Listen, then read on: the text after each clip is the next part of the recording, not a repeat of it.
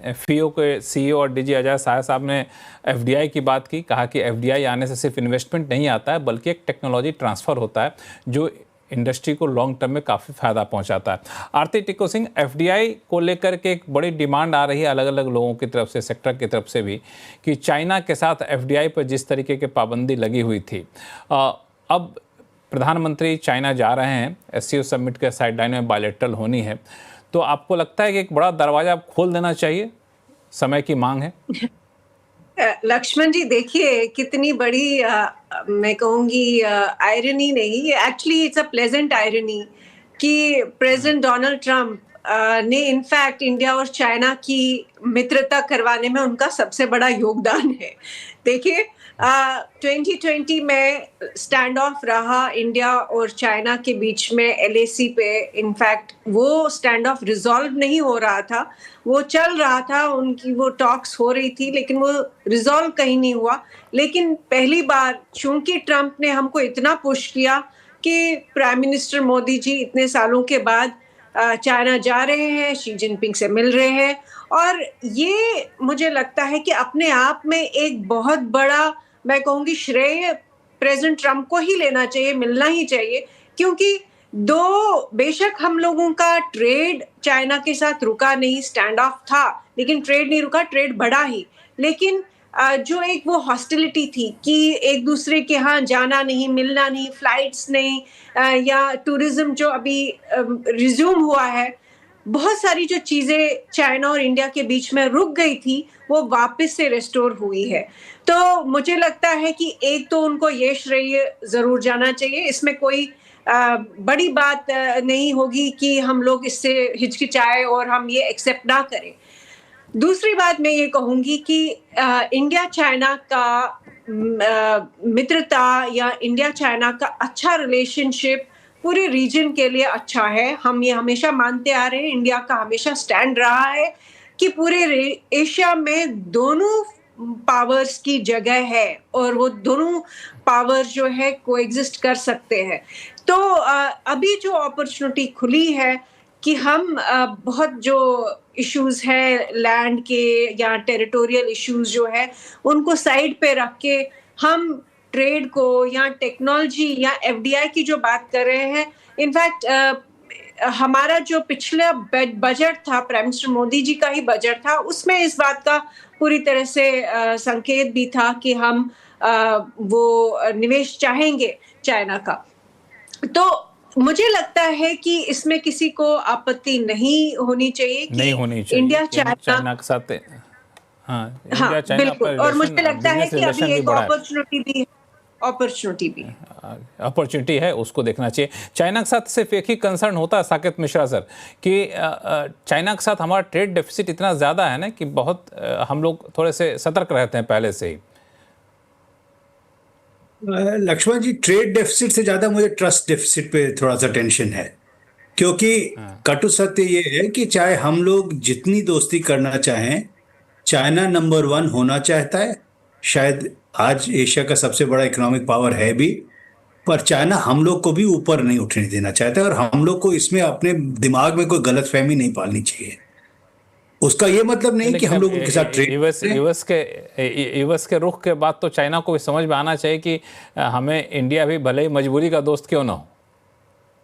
नहीं, पर देखिए, चाइना अपने आप को यूएस का बराबर मानता है, और चाइना इंडिया को यूज करेगा, एंड हमें भी ट्रांजैक्शनल होने में कोई शर्म की बात नहीं है। हमेशा शादी की जरूरत नहीं होती किसी देश के साथ। हम लोग जिन चीजों पर सहमति है, FDI अगर कुछ सेक्टर्स में अलाउ करना चाहते हैं, हमें यूज करना चाहिए। ऐसे ही अगर टूरिज्म से दोनों तरफ फायदा होगा, हमें यूज करना चाहिए। बुद्धिस्ट सर्किट पे चाइनीज टूरिज्म अच्छा है, परंतु काउंटिंग ऑन चाइना कि हमको वो यूएस के विरुद्ध मदद करेगा, इस गलतफहमी में कभी भी हम लोग को नहीं रहना चाहिए। इसमें कम से कम मैं व्यक्तिगत रूप से क्लियर हूं। हालांकि मुझे लगता है कि ये पूरे जो डिप्लोमेसी होती है, जो अंतर्राष्ट्रीय रिलेशन होते हैं, उसमें कभी भी किसी पे ये मत मान के चलिए एक बार संबंध बन गए तो हमारा हमेशा के लिए दोस्त हो गया। वो एक रहता है कि हम ट्रांजैक्शनल ही ज़्यादा होता है। आरती को जोड़ना चाहते हैं? हाँ, मैं सिर्फ इतना कहना चाहती हूँ कि देखिए आज की डेट में ट्रस्ट डेफिसिट तो फिर अमेरिका के साथ भी है और चाइना के साथ भी है, लेकिन बात वही है कि हमारा नेशनल इंटरेस्ट, कि हमारा इंटरनेशनल ट्रेड और हमारी जो लगातार हम बात कर रहे हैं कि आम जनता, जो गरीब जनता है, जो लेबर इंटेंसिव सेक्टर्स में है, उनके लिए क्या सबसे ज्यादा फायदा जिससे मिलेगा, Right. मुझे लगता है कि उसी को वही फोकस हमें में रखना चाहिए। बाकी सारी जो रिटोरिकल बातें हैं वो अलग है। अलग रहती हैं। सुनील सुवर्णम साहब, जब ये बातचीत चल रही थी तो एक प्रधानमंत्री ने एक बात पर काफ़ी ज़्यादा जोर दिया, वो था कि स्वदेशी स्टोर, स्वदेशी चीज़ों पर जोर दिया। और हमने देखा है कि जब भी चाह लेते हैं तो कोई मुश्किल नहीं होता। एक समय था 10 साल पहले की बात है कि जब इंडियन मार्केट में मुश्किल से 25-26% फ़ोन होता था जो मेड इन इंडिया होता था। अब 90% तो है ही, बाकी हम एक्सपोर्ट अलग कर रहे हैं। 77 गुना 77 टाइम्स हम लोग का डिफेंस प्रोडक्शन पहुंच गया है। तो हम लोग अगर चाहें तो चीज़ों को कर सकते हैं। तो आपको क्या लगता है कि इसमें सिर्फ इंसेंटिव, पीएलआई स्कीम, ये स्कीम वैसा चला दें, या फिर एक बड़ा एनवायरनमेंट में बदलाव करने की ज़रूरत है, इकोसिस्टम में बदलाव करने की ज़रूरत है? एक बड़ी बदलाव करने की ज़रूरत है। जैसे आरती जी ने कहा और बाकी लोगों ने कहा ना, जैसे वाजपेयी जी का था कि वो हमने न्यूक्लियर बम फोड़ा तो कैसे देश एक साथ आकर एक आगे बढ़ा। 1991 की रिफॉर्म्स की बात करें तो एक धक्का की ज़रूरत है जब हम उठते हैं, नहीं तो हम कुंभकर्ण की तरह सोते रहते हैं ऐसे देश, ये सोते हमारी रहते हैं। नेचर है। तो ऐसे एक झटका मिला है अभी, और जिसके ऊपर भरोसा था अमेरिका वही हमारे खिलाफ इतनी काम कर रही है। और मिस्टर ट्रम्प के शब्द ने भी शायद एक जोश दिलवाया है इंडिया में। तो मेरा मानना है यही एक मौका है, क्योंकि लोग कुछ मुश्किल सहने के लिए तैयार है, क्योंकि अभी उनको सामने एक इन्वेडर की तरह, अमेरिका एक इन्वेडर की तरह दिखता है। तो इसके लिए लोग जरूर, जैसे वॉर में या इंडो पाक वॉर में लोग अपने बीच के जो मसले को भूलकर साथ में करते, वही है ये मौका कि हम अपने लॉन्ग टर्म तौर पर टेक्नोलॉजी, स्किल डेवलपमेंट और ये सब चीज के ऊपर भयंकर चेंजेस करने की जरूरत है, और एक बहुत बढ़िया रिफॉर्म्स पैकेज लॉन्च करने की जरूरत है। खाली पीएलआई नहीं, बट ओवरऑल इंडियन प्रोडक्टिविटी और लेबर को इंप्रूव करने के लिए एक लंबा प्रोग्राम को लॉन्च करना चाहिए, और वो मौका सही है अभी। और इसमें देखिए, चीन के साथ हमें हाथ मिलाना ही होगा, क्योंकि चीन के पास क्या है, टेक्नोलॉजी है, मगर उनके लेबर सप्लाई श्रिंकिंग है, और उनका पर कैपिटा इनकम हमसे 4 गुना ज्यादा है। हम 3000 पे है, वो 13000 पे है। तो दोनों का गठबंधन में चीन से कुछ प्रोडक्ट्स इधर लो कॉस्ट जो लेबर ओरिएंटेड है इधर मैन्युफैक्चर कर सकते हैं, और फिनिशिंग शायद हाई एंड टेक्नोलॉजी चीन में कर सकते हैं। तो एक चाइना इंडिया का जॉइंट मार्केट मैन्युफैक्चरिंग इनिशिएटिव भी आगे बढ़ते, क्योंकि चीन को भी लाभ होगा उसमें, क्योंकि इंडियन चीप लेबर और अवेलेबिलिटी ऑफ लेबर का फायदा उठाए। तो हमें समझदारी से प्रैग्मेटिकली चीन को साथ लेकर, पॉलिटिकल मैटर्स अलग डिस्कशन टेबल पे होगी, मगर ट्रेड रिलेटेड में हमें आगे बढ़ना चाहिए। और हमारे पास और एक अस्त्र है, ये क्वाड में हमें शामिल किया गया, ऑस्ट्रेलिया, जापान, चाइना, इंडिया और अमेरिका। हम क्यों ना वहां से बाहर निकले? अभी क्वाड का मीनिंग क्या है? Anti China. हम तो अभी एंटी चाइना नहीं हो सकते ना। तो क्या अमेरिका ने क्वाड फॉर्म किया ताकि चाइना को कंट्रोल में रखे, तो हम क्यों आसानी से वो कंट्रोल अमेरिका को दे? तो हमारे पास यूएस चाहता है कि आप ब्रिक्स से बाहर निकल जाइए। हाँ, यूएस चाहता है कि आप ब्रिक्स से निकल जाइए, चाइना चाहे कि आप क्वाड से निकल जाइए, एक अलग डिबेट है यहाँ पे। अजय सहाय साहब, चाइना वाले पर्सपेक्टिव को आप कैसे देख रहे हैं? क्योंकि चाइना से जाहिर तौर पे हमेशा एक कंसर्न रहा है कि वो इतनी ज़्यादा चीज़ें यहाँ पे डंप कर देते हैं कि हम लोग की घरेलू इंडस्ट्री बिल्कुल तबाह हो जाती है, लेकिन चाइना से बिल्कुल दूरी बना के आज के हालात में हम रह भी नहीं सकते। नहीं, देखिए, चाइना ऐसे दूरी बना के नहीं रहेगा, और प्राइम मिनिस्टर की विजिट है तो हमें लगता है उसमें हमारे जो कुछ मार्केट एक्सेस के इश्यूज जो एक्सपोर्ट्स के हैं वो एड्रेस हो सकते हैं। चाइना में अगर आप देखिए, आईटी इंडस्ट्री है, फार्मा इंडस्ट्री है, या एग्रो एंड फूड सेक्टर है, सबके लिए मार्केट एक्सेस के बहुत बड़े इश्यूज हैं। इसीलिए हमारा जो एक्सपोर्ट चाइना का वो बाय एंड लार्ज एक तरह रॉ मटेरियल का रह गया है। तो हमें लगता है कि जो प्राइम मिनिस्टर की विजिट है, जिसमें साइडलाइंस पे हमारा डिस्कशन होगा, तो ये मार्केट ओपनिंग के लिए हमारे लिए अच्छे अवसर आ सकते हैं। और जैसे ऑल एक्सपर्ट में बोला कि चाइना में लेबर कॉस्टली हो रहा है तो लेबर इंटेंसिव सेक्टर्स में लेस कॉम्पिटिटिव हो जाएंगे, तो उन सेक्टर्स में भी हमारा मार्केट खुलेगा। आज की तरह जिस तरह की लेबर का सवाल है, चाइना वर्चुअली कारपेट सेक्टर से एग्जिट कर गया है, वो एक सेक्टर हमारे लिए होगा, ऐसे ही और सेक्टर भी आएंगे।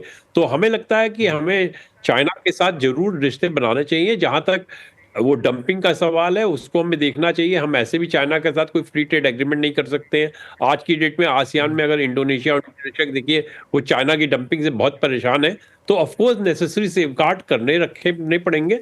लेकिन एट द सेम टाइम जो भी मार्केट एक्सेस के इश्यूज है, अगर हम रिजॉल्व करते हैं, अपना हम एक्सपोर्ट बढ़ाते हैं, तो उससे एक बहुत अच्छा होगा। चाइना का इंपोर्ट, बहुत कुछ इंपोर्ट इंडियन इकोनॉमी की रिक्वायरमेंट भी है, वो भी हो रहा है। लेकिन एट द सेम टाइम अगर हम ट्रेड डेफिसिट कम करने के लिए अगर कुछ नए प्रोडक्ट बढ़ाएंगे और कुछ नए मार्केट एक्सेस लेंगे तो वो अच्छा होगा। सर्विसेज सेक्टर में भी हम बात कर सकते हैं, चाइना में कुछ सर्विसेज की डिमांड भी क्रिएट की जा सकती है। तो जहां तक बात है कि मैं एग्री करता हूं पैनलिस्ट से कि शायद लॉन्ग टर्म इंटरेस्ट हम लोग के नहीं मिलते होंगे, बिकॉज बहुत कुछ इंडिया की ग्रोथ में come at the cost of China. अगर हमारी मैन्युफैक्चरिंग स्ट्रांग होती है तो वो कॉन्ट्रडिक्शन रहेगा, but medium to short term में ऐसे कोई चैलेंजेस नहीं आएंगे और हमें उनका मार्केट एक्सप्लॉइट करने की पूरी कोशिश करनी चाहिए। पूरी कोशिश करनी चाहिए। एक चीज़ और मैं आपसे पूछी, चूँकि बार बार ये दलील दी जा रही है कि हमारे जो एक्सपोर्टर्स हैं अगर बाहर सामान नहीं भेज पा रहे हैं तो कुछ मॉडिफिकेशन के साथ कुछ ऐसा देखें, रॉ मटेरियल अभी रखा हुआ है तो डोमेस्टिक मार्केट भी उनको कैप्चर करने के लिए मौका दिया जाना चाहिए। ये कितना फिजिबल आपको दिख रहा है अभी के सिनेरियो में? देखिए, फिजिबल है, सेक्टर टू सेक्टर डिपेंड करता है। जिसमें आपको एग्जांपल दूं, जब रेड सी की क्राइसिस हुई और ये हुआ कि बहुत से प्रोडक्ट जो है फ्रेट बढ़ने से नहीं एक्सपोर्ट पाएंगे, हम लोगों ने खुर्जा का स्टडी की। खुर्जा का एक्सपोर्ट बहुत डाउन हुआ, बट उनकी इंडस्ट्री चलती रही बिकॉज डोमेस्टिक जो डिमांड थी बहुत वाइब्रेंट है। हमारे जिस तरह के लार्ज डिपार्टमेंटल स्टोर्स आ गए हैं, जिस तरह के पॉट्स की डिमांड है, तो हर सेक्टर में नहीं बट बहुत से सेक्टर में डोमेस्टिक की जो वाइब्रेंसी है वो जरूर हेल्प करेगी। और इसीलिए हमें नहीं लगता कि ये जो एक्सपोर्ट यूएस से इम्पैक्ट हो रहा है उसका इम्पैक्ट, इसका मतलब ये नहीं कि हमारी जीडीपी स्लो हो जाएगी। जिस तरह के रिफॉर्म हो रहे हैं, जीडीपी एक्सपेंड करेगी, वो चैलेंजेस नहीं है। लेकिन शायद मैं हमेशा यही कहूंगा कि हमको इस तरह की जो क्राइसिस में जो अपॉर्चुनिटी क्रिएट हो रही है उसको देखना चाहिए। अपॉर्चुनिटी सबसे बड़ा लेसन यही है कि हमें डी रिस्क करना पड़ेगा, हमें आपको डाइवर्सिफाई करना पड़ेगा, हमें प्रोडक्ट डेवलपमेंट पे जाना पड़ेगा, वैल्यू एडेड सेगमेंट पे जाना पड़ेगा। और अगर हम डेवलप्ड कंट्री बनना चाहते हैं तो शायद इस दिशा में हमें अब प्रयास ज़्यादा तेजी से करने पड़ेंगे। हालांकि लगता है कि इसमें एक फैक्टर और होगा कि जो हम लोग घर का जो इकोसिस्टम है इसको कैसे बदलते हैं, जैसे ease of doing business, procedural cost, compliance cost जो एक्सपोर्टर को होते हैं वो भी ठीक ठाक होते हैं। उसको हम लोग अगर दुरुस्त कर लें तो वो एक बड़ा बेनिफिट होगा एक्सपोर्टर्स को इनडायरेक्टली। न तो WTO रूल्स को वायलेट करेगा, न तो किसी देश को आपत्ति होगी और हम लोग की रेटिंग भी इसमें सुधरेगी। एक आखिरी कमेंट साकेत मिश्रा साहब कि जिस रिफॉर्म की बात 15 अगस्त को प्रधानमंत्री ने की भी और ऐसा हालात भी बन गया कि रिफॉर्म अवश्यंभावी हो चुका है, इसमें सबसे बड़ी अड़चन आती है स्टेट लेवल का रिफॉर्म, जो हर किसी को ये चुभता है, वो काफ़ी ज़्यादा कंजर्वेटिव रहते हैं। इसके उपाय क्या है, कैसे क्या तरीका है उसका? मतलब कंपेटिटिव फेडरलिज्म ही इसका उपाय है। और जो सरकार, यूनियन कैबिनेट काफ़ी जगह करती है कि लिंकेज ऑफ यूनियन फंड्स, जो केंद्रीय पैसे डिवॉल्व होते हैं स्टेट्स पे, वो अगर मापदंड बना दे, जी, उससे लिंक कर दिया जाए तो सबसे पहले इंसेंटिवाइज हो जाता है। पर आप अगर देखें, चाहे वो लेबर हो, कई रिफॉर्म्स में तो स्टेट्स ज्यादा आगे हैं हम लोग केंद्र से, क्योंकि पॉलिटिकली इट बिकम्स इजियर कि स्टेट अपना जल्दी कर दे। पर मेरे हिसाब से अगर वो पॉलिसी को फाइनेंशियल रेवोल्यूशन से लिंक कर दें तो उससे जल्दी रिफॉर्म होगा। लेकिन ये है कि ये एक ऐसा मौका है जिसको हम लोग कई सारे रिफॉर्म जो पेंडिंग है, इस माने पेंडिंग रिफॉर्म को कर सकते हैं। कई सारे स्टेप्स जो लेने थे नहीं लिए हैं वो ले सकते हैं। और जैसा कि शो के शुरू में आरती जी ने कहा भी कि हो सकता है कि एक समय के बाद हम लोग ट्रंप को थैंक यू नोट भेजें कि देखिए आपकी वजह से सारा कुछ हो गया जो सालों से रुका हुआ था। इसी उम्मीद के साथ शो को यहीं